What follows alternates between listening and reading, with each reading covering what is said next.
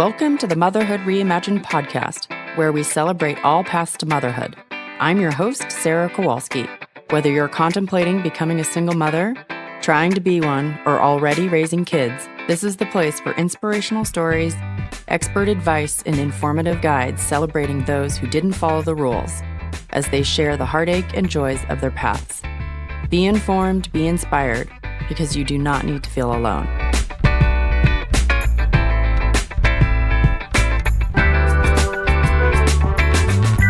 Hello, and welcome to today's episode of the Motherhood Reimagined podcast. Thanks for joining me. I just wanted to mention my closed Facebook support group called Motherhood Reimagined Support that you can find and join and get support for any stage of the journey. So you can go over to Facebook and find that. I'll link to it in the show notes as well. And thanks so much for reaching out to me and telling me how much you enjoy the show. It really helps me keep going and stay motivated and also know what you guys like and what's working for you. So every time you tell a friend or write a post to me or post a review, it helps me so much and keeps me so motivated, and I appreciate it. And finally, I launched my solo and pregnant support group as part of the Tribe membership last week, and I'm so excited about it. We're going to do a lot of work around working on how you've gotten support in the past. We're going to do so much practical stuff like working on your support network and putting together a birth plan, but also just be there for each other and listen to the ups and downs of pregnancy, your fears, your excitement. I think going through pregnancy alone, it can be hard to find someone who wants to kind of geek out with you on all the details and really witness this amazing transformative time of your life. And I really want to provide a platform for that. Just a connection and a bonding between all these women who are powerful and strong, but could still use some extra support. So don't miss your chance to sign up. If you sign up this week, you not only get the preferred pricing of $59 a month for the life of your membership, but you'll also get an hour-long free session with me as a bonus and an electronic copy of my book if you don't already have one. And if you're having any questions or doubts about it, just reach out to me. I'm more than happy to get on the phone and talk to you about it and find out whether or not it feels like a good fit. But also you can cancel anytime, so come give it a try and see what we're up to. Today I'm joined with Brenda, and I'm so excited to share her interview with you. Her journey was so similar to mine. Many times it could have just been me speaking. She talks about how she not only let go of the dream to be a mother in the traditional way that she assumed she always would be, but how she also had to let go of that genetic connection to her child in order to use double donors. She was also in a corporate job when she gave birth and talks about how she navigated having an infant and a job, as well as how she developed a support network with women that she's still in contact to this day. Let's get started. Hi, Brenda. Thanks for joining me. No problem. So I always love to start out asking people just to give us a picture of what you had imagined for your life when you were a little kid and a child. Well, when I was young, like many women, I honestly just assumed that I would go to college, get married, have babies, probably 3 babies. My parents are still married. They met when they were 14. Got married when they were 19, and they are still married over 50 years. So That was sort of my guide, and I really didn't think anything differently about that. And then in addition to that, I have 2 older sisters who both also married shortly after college, and then they each had 3 kids. So this is sort of what I envisioned would also happen for me. So I didn't really think anything differently, so I went to college and did that, checked that off my list, had several long-term relationships along the way, but still had never felt like I had found the one. So, but I was always someone that was pretty happy being single. As much as I loved being in relationships, I also loved my independence, and I was sort of a free spirit spirit and loved to travel and had a huge group of friends and wanted to work on my career. So even though it really bothered me that I hadn't found that, there was a lot of pressure, I feel like, not only from society in general, but from my family. And of course, you start seeing all of your friends getting married and having kids. And, it really sort of takes a toll on you mentally. You feel like maybe something's wrong with you, or why can't I find the right person? Am I too picky? So I went through that for a lot of years and then sort of found myself in my mid to late 30s, realizing, oh my gosh, what am I going to do? I knew since a young age that I wanted to be a mom. I was always one of those people that literally just knew with every cell in my body that I was going to be a mom. Like it was just never not an option. So that's sort of when I started to think about the potential of, going it alone. Cool. And so then what was the next, when you started having that conversation with yourself, what were the steps that happened next? So I remember having the conversation a couple times with my OBGYN. Interestingly, though, she had never brought this up to me at all. I had to bring it up with her. And looking back, I thought that was really interesting because, knowing now that age 35, your fertility is greatly reduced, I thought it was interesting that my OBGYN had never proactively said anything to me at a younger age. But I remember, I think I was 37 the first time I had a conversation with her. And it was really eye-opening. I was almost remember kind of being mad that no one ever told me that before. But she's like, yeah, you're probably towards the very end of your fertility years. And if you want to do something about it, you probably need to start now. And that sort of shocked me. Because although I had been thinking about it and doing it was a big deal. So the good thing is that really did get me thinking, and I started doing some research and Googling, and, this was almost 9 years ago. So there was some, some information out there, but not a ton. So the next year, when I went back to my OBGYN, she, we talked about it again. And that's when I absolutely made the decision that I was going to try to do this. So for me, the next step was really making sure that, it was possible. Like financially, could I do this? Do I have the right support system in place? How am I going to do my job? What are the expenses after you have the baby? So I really started to think through all that and sort of put some of those things in play. I ended up buying a home. I had never bought a home before, and I felt like that would give me some stability. And in the meantime, just continued to do a lot of online research. And then I ended up making the decision to go directly to a fertility specialist. Rather than continue going through my regular OBGYN. At this point now, I was approaching 39, and I was like, well, I'm just going to go to a reproductive endocrinologist and, I'm going to do this. So ended up having a couple appointments and decided to move forward. And then another big step, of course, was telling my family. So that was difficult for me, but I ended up writing an email, which sounds strange, but for me, that was sort of a easier way to break the ice, even though I'm very close with my family. And I still have that email today. In fact, I just looked for it the other day, but I just said, I know you're going to think I'm crazy, but, I'm going to do this. And I really was scared. I thought that they would think I was crazy, and I'm sure that they did, but everybody was very supportive. All of my close friends, my family. I know for sure my mom was probably freaking out, but she knew how much I wanted to be a mom, and she saw me struggling through my 30s. And so, she was willing to support me in any way, but I honestly think they probably thought it was just a crazy idea and it would pass. So, but it did not pass and ended up going through 4 years of fertility. And that's another thing that, I don't think I was totally ready for, was how long it took me. So I think that's important for people to know. I know people who it happened very quickly, but it also took me, also probably because I was near 40. So, but it was a crazy journey.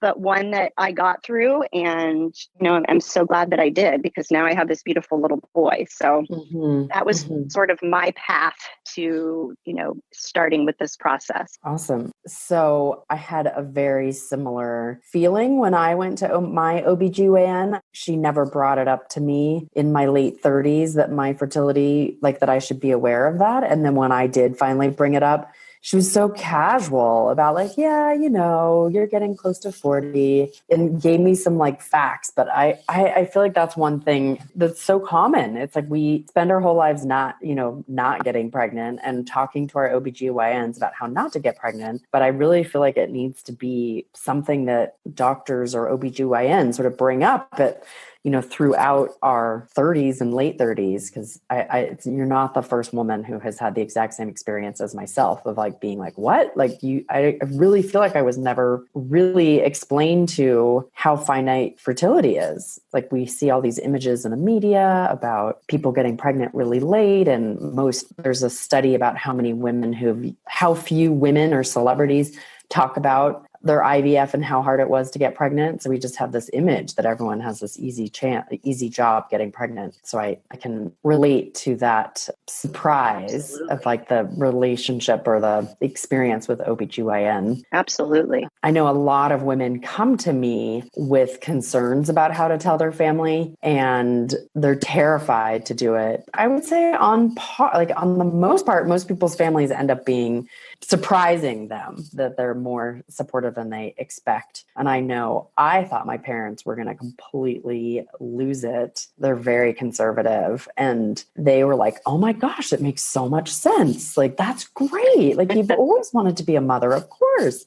So I just think it's nice for people to hear, especially when it's a surprise, because I think there's a lot of women who it's a big hurdle to get over for a lot of women to share it with their family. You said you ended up in IVF for a long time and basically a 4-year process. Can you walk us through a little bit more of those details and how you ended up getting pregnant in the end? Sure. So like many, I started with IUIs. That's sort of the easiest way to start. And even though I was 39 going on 40, I thought, after doing some testing, they thought, well, the chances are slim, but let's give it a try.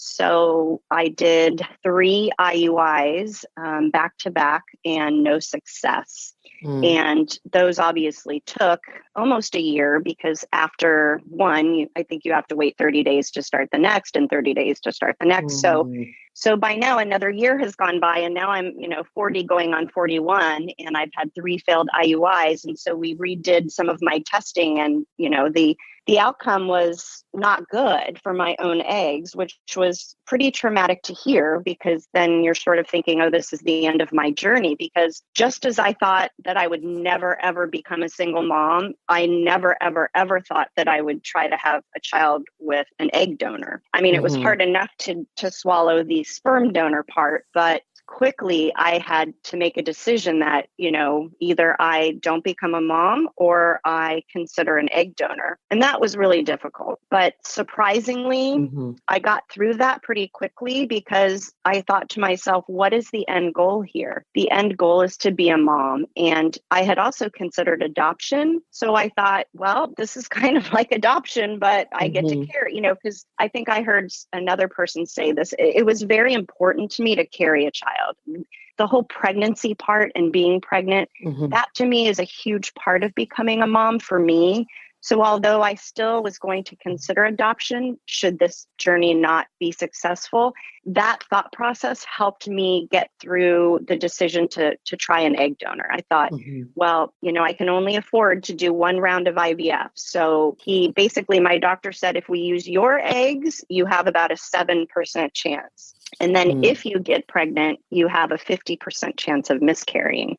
He said, if we go with an egg donor, you have about a 70% chance of getting pregnant. So as soon as I heard that, I was like, okay, let's do this. So I ended up having to fairly quickly choose an egg donor. I still was using the same sperm donor that I had chosen. Thankfully, the OBG or the fertility specialty group that I went to, they have their own egg donor program. So in-house. So I was able to quickly choose someone from their program, which made it the process a little bit more quick and easy. And so we just went that route. And I ended up doing in December, before I think my 41st birthday, a round of IVF. And I think we got out of it maybe 7 embryos. And then right in January, we went ahead and implanted the best one. And sadly, of course, you're like, this is it. I'm going to have my kid. I'm so excited. And I got pregnant, but I miscarried at 9 weeks. So, and that's the whole miscarriage thing is a whole nother, after 4 years of so many drugs and so many, doctor's visits and so many ups and downs. And then I finally get pregnant. I finally decide to use an egg donor, and then I finally get pregnant, and then I have a miscarriage. So I was really, that was hard, because I thought, well, gosh, what happened? This was the best embryo. And so I ended up, taking the time off that they suggest, and then having another round of IVF in March. So when you're saying a round of IVF, you mean your donor went through a round of IVF? No, my donor went through a round of IVF. And then the 2 times that I'm not sure even the correct terminology. It was the transfer into me. Is that what they call it? Mm-hmm. Embryo transfer. Yeah. So in January and in March, I had, the embryos transferred into me both times. And both times I had a miscarriage at 9 weeks. Wow. So then I'm thinking, and even my reproductive endocrinologist thought that was strange, because it was a donor egg, everything looked fabulous and great. And so he thought, let's do some testing. So I ended up finding out that I had extremely high natural killer cells after. So there was some suggestion that my immune system was having some issues with the implanted embryos. And at this point, I literally had 1 embryo left. So I sought out a specialist in New York that deals with recurrent miscarriage. And he had sort of a protocol to basically shut down your immune system, and then having the embryo transfer so that you could increase the likelihood that you would have a successful pregnancy. So I followed his protocol, which involved IV injections every 12 weeks. I had to take massive doses of steroids to shut down my immune system. I mean, this was crazy, but it was my last. Wow. Yeah. Like, I have to go all in. And thankfully I got pregnant, and it was very difficult, but I made it through. And that is now my son, Braden, who's now 5. So I ended up having him 1 week after my 44th birthday. I had my son, I think, like 4 weeks after my 43rd birthday. And I was like, can we just say I was 42? I know. I was like, where did the last 4 years go? But I was so happy to be a mom that, it was finally had happened. Yeah. So how did we get to 4 years? So I feel like you did a year of IUI, and then you picked an egg donor. She did 1 round of IVF. You did some embryo transfers. That's when the miscarriages were happening. And then she did another round of IVF. Yes. I think there was just time in between, which is actually a good point that we're talking about this, is I should probably go back and look at the actual timeline, because looking back now, this was over 5 years ago, but I think the IUI process took a year, and then choosing my sperm donor. I did have some issues with my cervix. I had what was called, basically they could not get into my cervix. So I had to have a procedure where they went in to open my cervix, so that obviously, they need to get in there. So that took some time, just all the testing. And then, the waiting. Once I chose the egg donor, there was a period of time where you have to wait, obviously you go through the process of the contract and everything like that. But then I think we had to get our cycles on the same. And then, so that took some time. And then the 2 miscarriages, after you have a miscarriages, you have to wait 30 days to start the whole thing over again. So yeah, it was almost a total of 4 years of a lot going on. Yeah. Yeah. I understand that. I don't know if you know that I used double donors as well. And I feel like how you described it, first letting go of like the image of being married and having a baby had felt like such a huge process. And then when I realized I was going to have to use an egg donor, and then I was looking at giving up sort of a genetic link in addition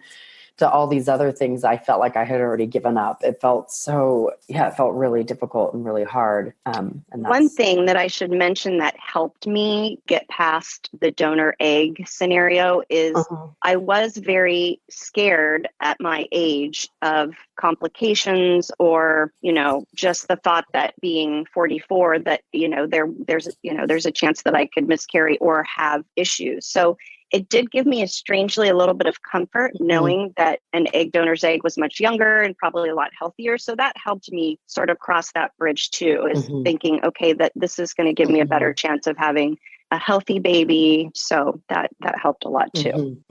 Yeah, I remember thinking that as well. Can you talk a little bit more about the miscarriages and sort of what the emotional journey was like after that? Like I know a lot of women, it just feels it's so difficult, and it's a really easy place to feel like you just can't keep going and to give up. How did you survive those and kind of keep moving forward after those big losses? Well, I mean, you're absolutely right. It's so physically debilitating. I mean, not only has your body been through so much with all of these hormones up and down, but the thought that after all this time you were finally pregnant and now you're not. I think the hardest part was only my close circle of friends and family knew that I was going through this. So oftentimes I had to hide my emotions at work, or I couldn't, sometimes I couldn't keep it together all the time. But what really helped me, not only the support of my friends and family, is that I had joined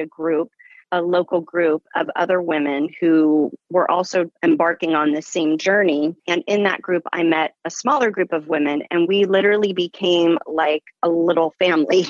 All of us were going through the process of trying. Many of us had a lot of ups and downs. And so if it wasn't for that small group of women, I don't know if I would have kept going, or I don't know, because in a weird way, my situation, as crazy as it was actually better than some of these other women's, who had 6 miscarriages, so we just were all really there for each other and able to help pull each other out of these times of sadness or uncertainty, so that really helped. And then just, the drive that I just knew for sure I was put on this earth to be a mom. So I didn't understand why it was taking so long or why this was happening to me, but I knew that I had to figure it out and I had to keep going. So I guess it's a combination of things, but it was tough.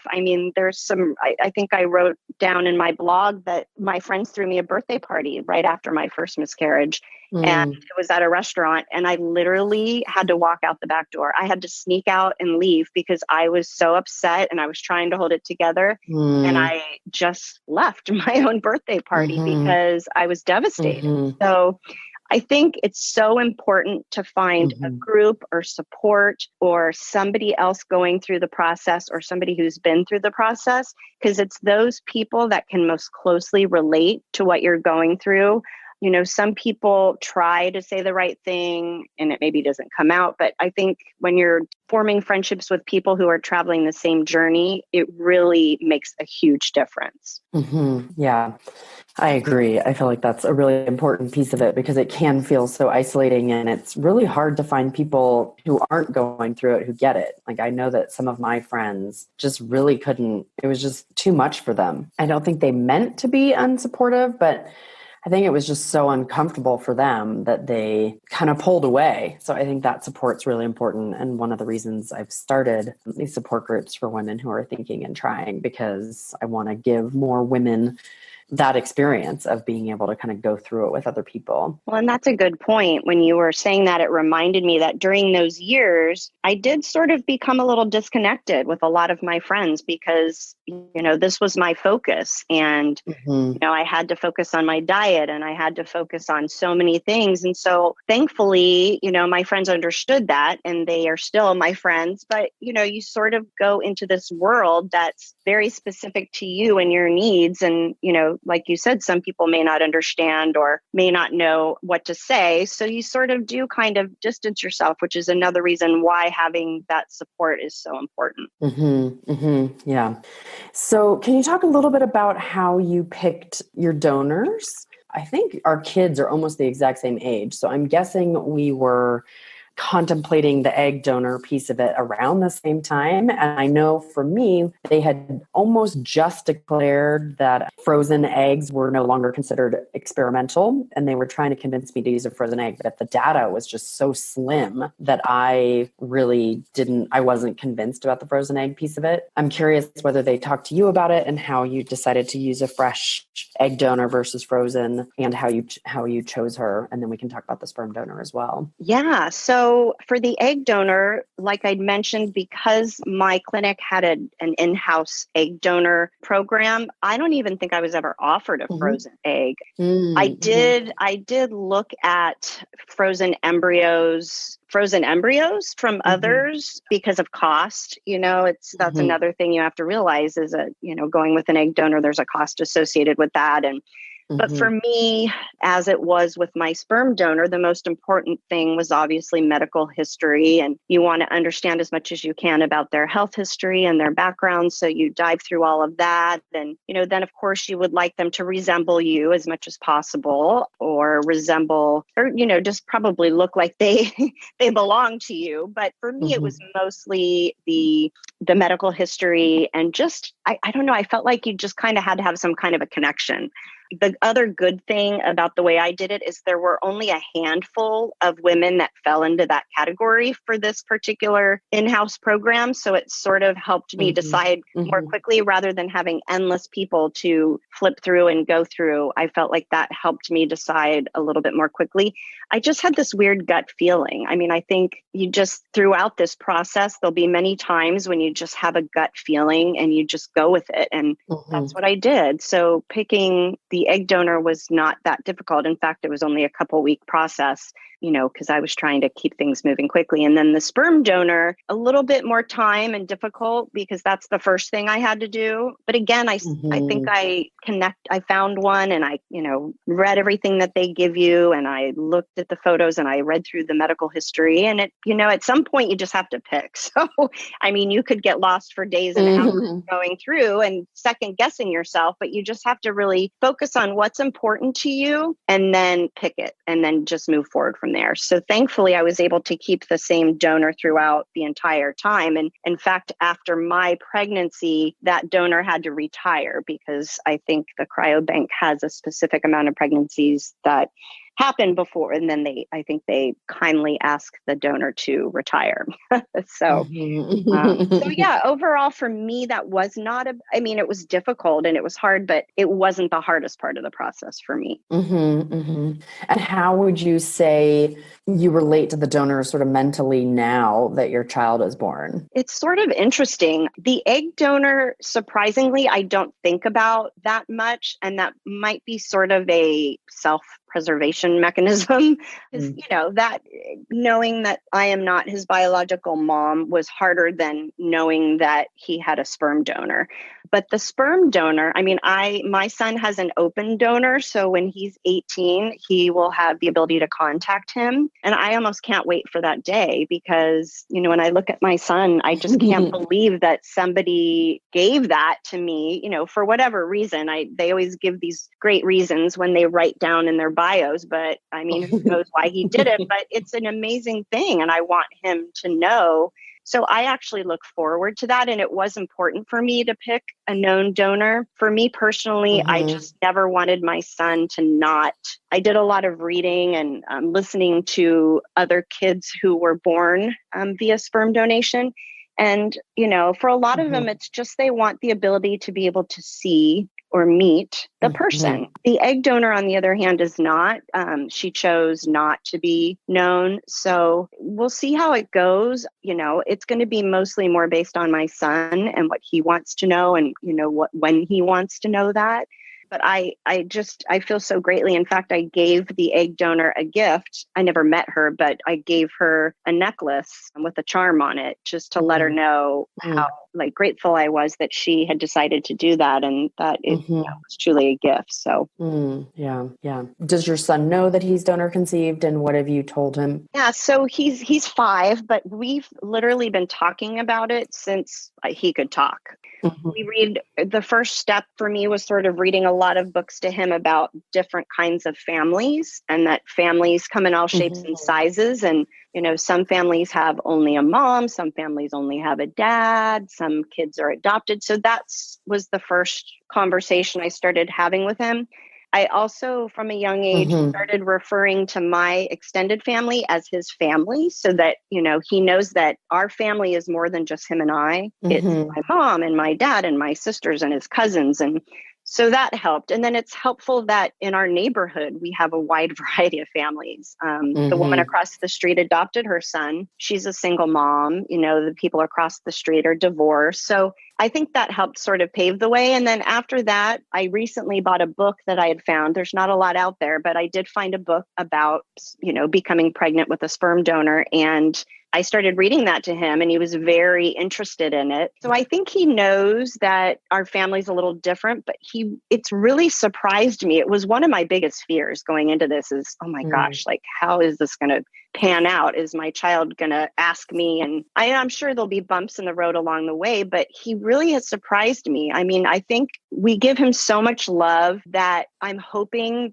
that gets him through it. And thankfully, the world is becoming a different place now. There's more inclusion and it's not so uncommon anymore to have, a modern family, I guess you would call it. That's really where as far as we've gotten, and I did make a book for him. I put together everything from my journey and won't share that with him anytime soon. But when he's ready, I hope to be able to share that with him. So, he knows the full story and he knows everything. Awesome. And have you mentioned the egg donor to him or only the sperm donor at this point? Only the sperm donor because, and this is actually one of the things that I would love to do at some point is write a book about kids who were born from both double donors, because I don't think there's one that exists. So yeah, we haven't talked about that yet. I'm sure we'll get there soon. And yeah, I have to even still figure out how I'm going to because I don't know at 5 if he even understands that yet. So I think we're just slowly going at a rate at which, and it's kind of like it comes up in natural moments. Like one day I just decided to pull out that book and we read it and he wanted me to read it to him 5 more times. And so I was like, okay, so he's interested now and he likes this. And I just sort of play it by ear. Cool. There is a book actually that I should link to in the show notes. You actually have to order it from England, but it's not too expensive. And it's through the Donor Conception Network. I think it's dcn.org. I'll definitely link to it. They have it so that you can pick that you use double donors, that you're a lesbian couple, or you're a single mom, or that you used a known donor or you're not a known donor, that there's a possibility to maybe meet other people who use the same donor in the future or not. And then you can kind of fill it in with your own pictures and a few of your own words and stuff. So it's a really nice book. Oh, wow. That's amazing. It's true. There isn't really something for double donors out there. Yeah, it is out there. It does exist. So we'll link to that. So can you talk about having used double donors and being worried about that lack of genetic connection?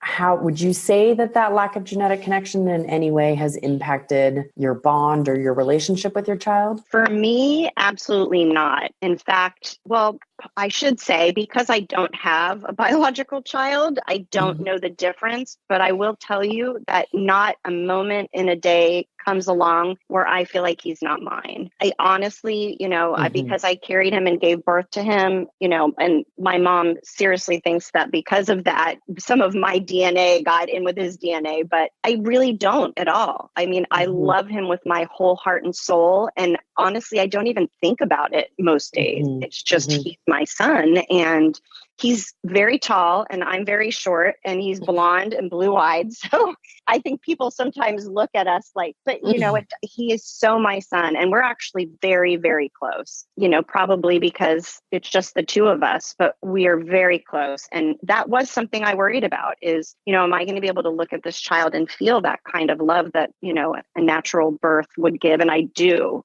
immensely. So, if anybody's worried about that, I have no issues with that at all. I honestly feel like he's my kid. Awesome. I love to capture that because that sentiment is actually the reason I started the podcast, because I work with so many women who are contemplating egg donation and it's their biggest fear, or they call me while they're pregnant and they're like, oh my God, what if I don't bond to this kid? And I just wanted to like capture the voices of so many women saying basically that, like, it really makes zero difference. So thank you for saying it so beautifully and sharing that. So do you have any regrets about how you became a mom or about your path in general? I wouldn't say I have any regrets. I'm one of those people that feel like your journey is your journey. I don't know if it's everything's meant to be that it is, but I don't know why I didn't go down the path and meet someone and have a baby. But I do feel like this is how it was meant to be. Even the whole fertility process, I feel like even though he was my last embryo, that was the embryo that was meant to be my son for whatever reason. And because of that, that's why I'm so passionate about supporting other women who want to go on this journey, because, we have to let go of what society says we all should be doing. And my heart breaks when I meet or talk to a woman who has passed that fertility window or maybe can't afford and just never had the resources or the courage or to go through with it, because that breaks my heart. If I had to prepare myself for the thought, I probably would have ended up adopting. But so I really have no regrets about what I did. In fact, it's the best thing I've ever done. And it has made me who I am today. Giving birth to my son has completely changed the direction of my life. It's changed me as a person. It's also changed my family. Bringing him into the world brought my family closer. My parents were older. Most of their grandchildren were grown and in college. So having my son sort of gave them a second wind. And so he's just been a total blessing. So I really don't have any regrets. That's awesome. You said it's really changed the direction of your life. Can you talk a little bit more about that? Well, before I had him, I just didn't see the world in the same way that I do after. It was very me focused. What do I want to do? Where do I want to travel? What career do I want to have? And then becoming a mom, it just changed everything. Like, I think this happens for any kind of mom, but you just see the world in a different way. And things that were important to me before are not important to me. And things that were important before are no longer important to me. So it's an amazing thing. And it kind of shifted the trajectory of what I want to do with my life. No longer is it the most important thing that I climb the career ladder. Now it's the most important thing for me to be a good mom. And also to try to get people to think differently about what a family is and what being a mom is, and, to be less focused on, what society says a family should be. So I am a completely different person. And I think for the better. Everything about my life has changed for the better since I've had my son. Yeah, I feel very similarly. I feel like he's like this rudder, and it just sort of like, it gave my life this like orientation that was so strong and powerful that, life has just gotten, obviously a lot more complicated in certain ways, but in other ways, just so much simpler because the direction is so clear. Yes. So in hindsight, I think I know the answer to this, so I'm going to ask it anyways. In hindsight, would you do anything differently based on what you know now about how things turned out and how great? I think if I had been educated from a younger age, I probably would have done this a little bit earlier and maybe had the chance to use my own egg. But again, I feel like that's where things were when I was venturing on this journey. I think now it's getting better. My friends tease me because I'm constantly talking to them. It's like, you don't want to scare people, but at the same time, I want them to understand, like, just go, understand where you are with your fertility. That's all you need to do is just know. So you have the knowledge and then you can make decisions. So I wish I would have known a little bit more about that. And I think that's getting better, but I think there's still a lot that could be done to help women take better control of their fertility and know more about it. But my journey is my journey and I value it, and it made me who I am today. So I don't think so. Great. Thank you. And have you dated at all since you were pregnant or your child was born? I have. I have attempted to. As you probably know, being a single mom and I was working full-time corporate job, there's not a lot of time. So, right. Not only is it difficult to date as a single person without being a mom in your 30s or 40s. For the first few years, it was just literally didn't have time, and my focus was my son and staying sane and all of that kind of stuff. But I think in the last 2 years, I've kind of put myself out there, but it is hard because time and taking time away from, my son. And I remember thinking to myself, oh, well, I'm sure the husband will come after I have Braden, and he hasn't, but that's okay. So I try to put myself out there, but I'm one of those people that thinks that when I'm in my space and when I'm happy and I'm being my best self, that person, if they're going to show up, will show up. But I also believe they're not just going to show up at my front door and knock on the door. Like, I have to put myself out there. So I'm trying to do more of that. I would love for my son to have a father, but thankfully I have brother-in-laws and my son is very close with my dad. So it's not as much of a priority as it used to be, but I would like it if it happened. Let's just say that. But it's not, it's not the be all end all. In general, can you talk a little bit about how you've gotten support and how you've built your support network? Yeah, so there's a local group in San Diego that I Googled back when I was 39 and said, there's got to be other women out there who've done this. And I started going to their meetings, and they set it up similarly, like thinkers, triers, and then obviously the women who've had children. That same meeting, I met another woman who was also there for the very first time. And she and I ended up literally, and still to this day, our kids play together, but we went through this entire journey together. She ended up with a little bit of a different outcome in the way that she ended up adopting after several years of IVF and IUI. And I mean, even a tougher journey than I had. But she and I, if it wasn't for her, I mean, literally, we talked every day and we helped each other through.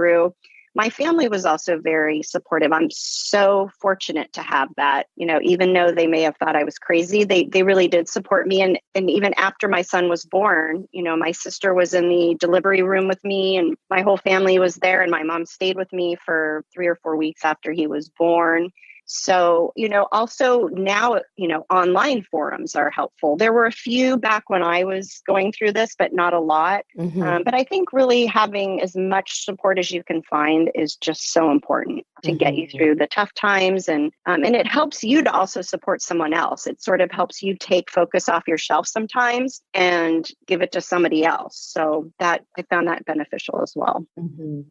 Nice. And then you mentioned earlier on that when you were contemplating being a single mom, you sort of thought through like how you were going to make it work with a job. Can you talk about a little bit how that's gone? I know you said you were in like a corporate, pretty demanding job for a long time. How was that when you had an infant, and what advice would you give to women about how to navigate sort of career and being a single mom? That was part of the tougher part.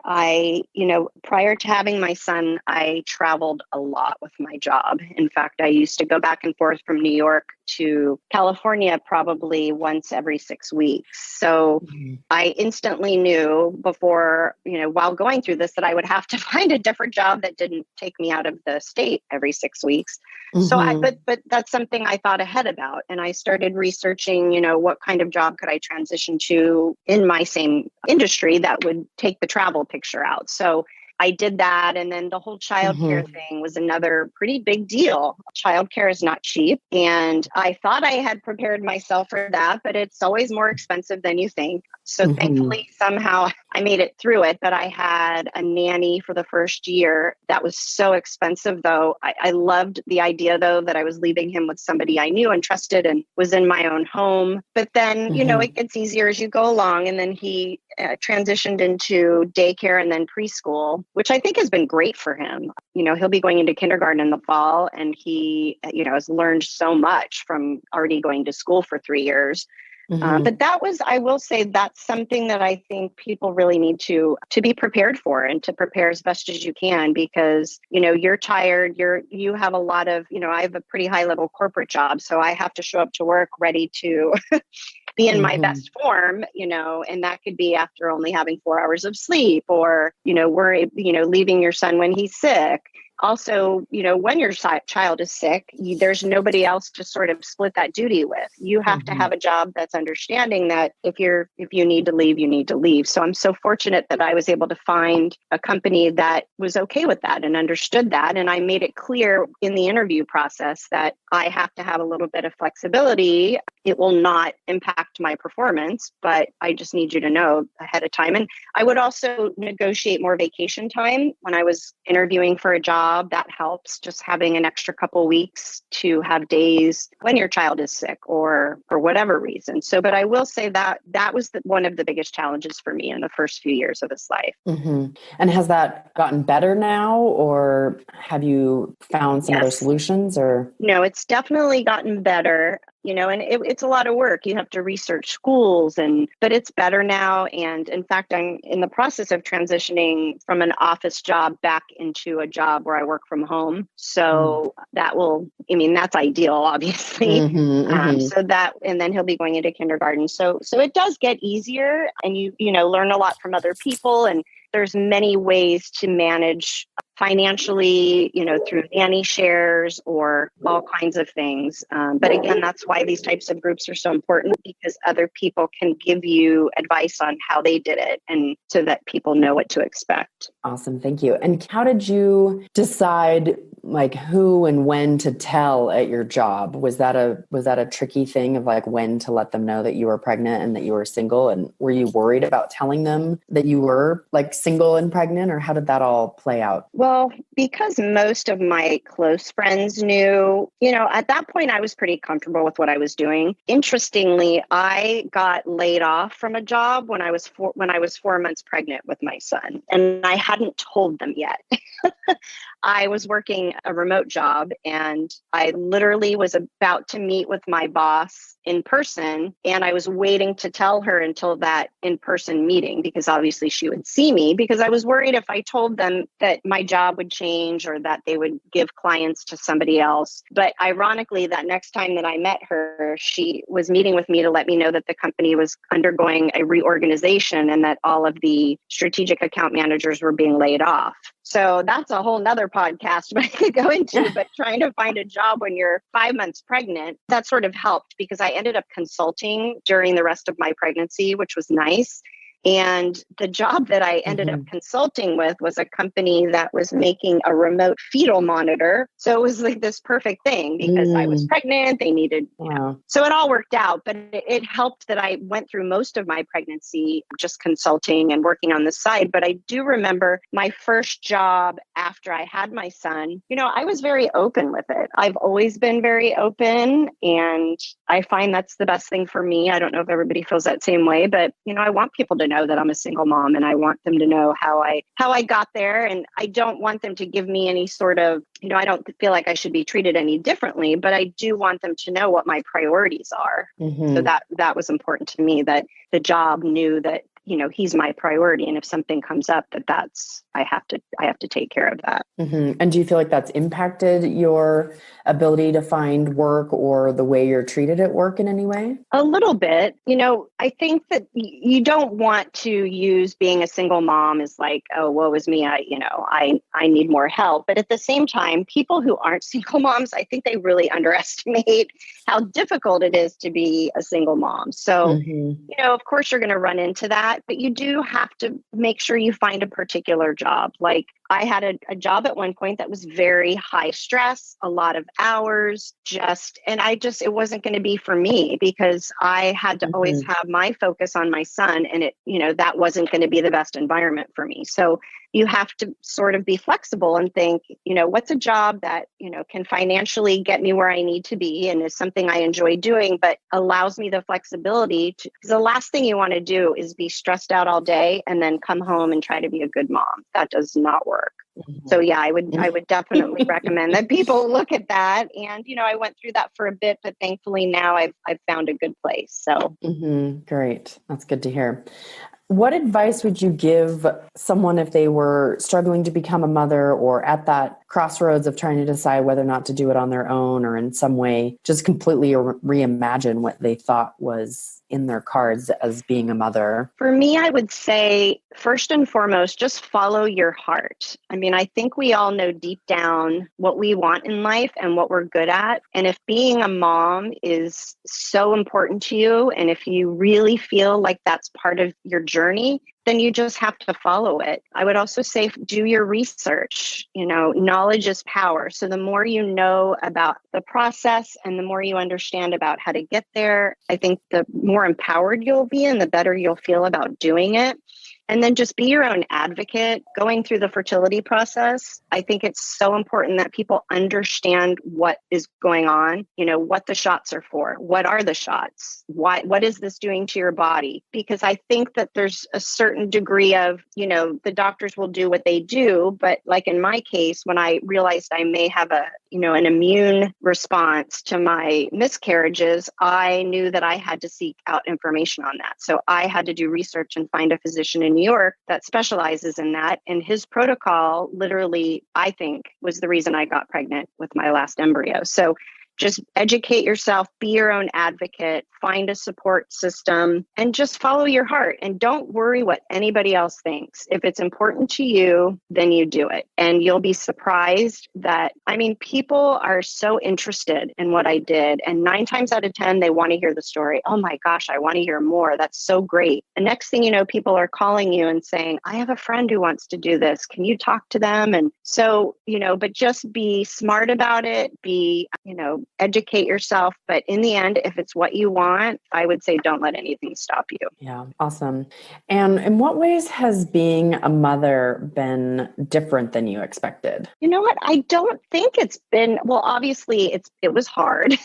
Everybody says that. Everybody knows and tells you it will be hard, but it really does push you to the limits. I always thought I was the strongest person in the world who could multitask like the best of them. But it really does press you to your limits in every way. But that's what makes it so rewarding is, it pushes you to your best self, and it is very hard. But in the end, you get through it, and the rewards are so much more than the challenge.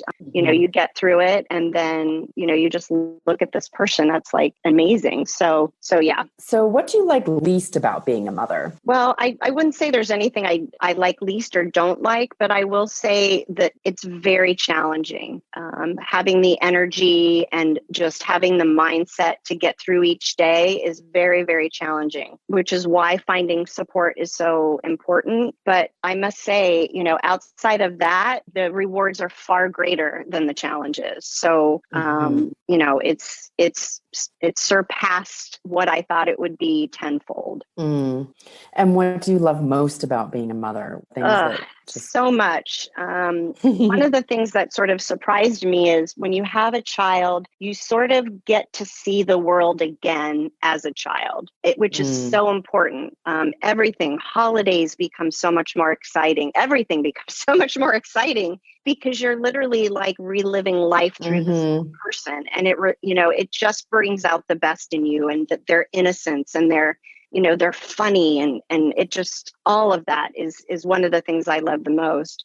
And then just experiencing a type of love that nobody understands unless they become a mom. I have a huge family that I love and they love me, and I've had boyfriends that I loved. But until you have a child, it's just this amazing love, and it truly changes your life. And, even though my son was from a double donor, that still happened, and it's indescribable. And so that's one of the things I love most, is that I get to experience this amazing relationship with my son, and I get to, help him grow and teach him and guide him. And it's really one of the best things. So, I could go on forever about what I love the most. But, for anybody who wants to be a mom, it truly fulfills all of those wonderful things that you've always wanted. Yeah. And any other advice you'd like to add before we close? Just, like I keep saying over and over, just find what I call your tribe. It may take a while for you to connect, you might not connect with certain people at first, but you'll find someone or several people that will want to go on this journey with with you. And I think that that really helps you make decisions. It helps you, when you hit a bump in the road. It's also great to have someone who just understands what it's like to stick a needle in their stomach, or somebody who understands what it's like to have to sneak out of work to go get blood drawn 3 times a week. So that I would say is, and then like I said, educate yourself and be your own advocate and push for things and follow your heart. Yeah. Awesome. I really appreciate you joining us. Your story is incredibly similar to mine. And I feel like a lot of it could have been myself speaking as well, but it's just really nice to hear it from a slightly different angle and different words. And it was just really nice to spend this time with you today. So I really appreciate it. Thank you. No, I appreciate the opportunity to be able to share my story. Awesome.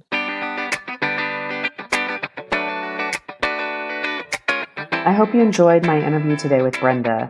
I really loved hearing a story so similar to my own and so close to my heart.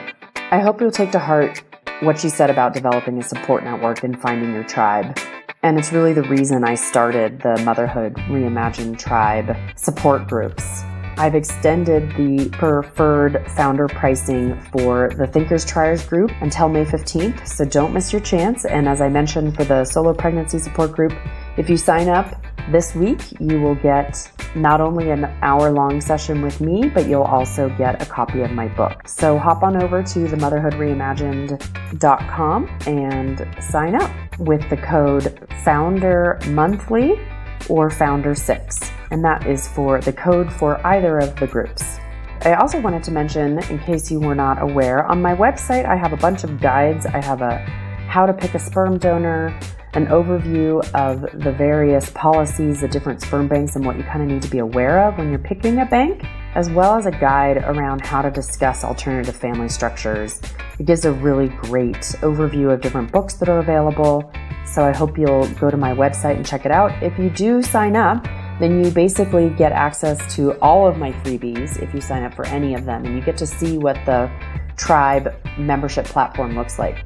So head on over to my website, motherhoodreimagined.com, and sign up for any of my freebies to get all of my freebies. All right, have a great day. Bye for now.